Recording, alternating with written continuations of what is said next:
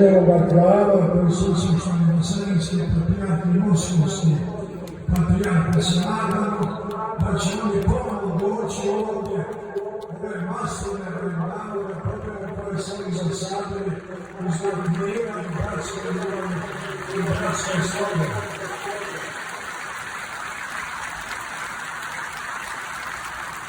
Također, malo odmjenjanje našemu blaženječevoga, tamo kad se moli u Kijevopečarskoj lavi u gradu Svetoga Vladimira.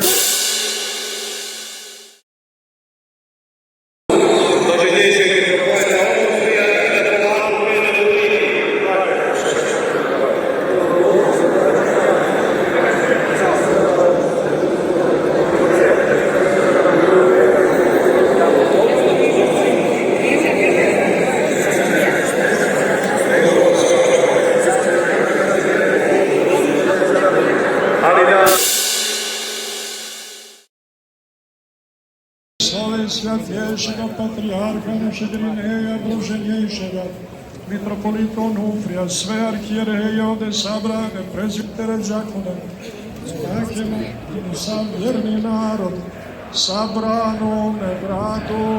Čušo. Štiti one koji upravljaju državom ovom, daj mudrost i znanje, da se odreknu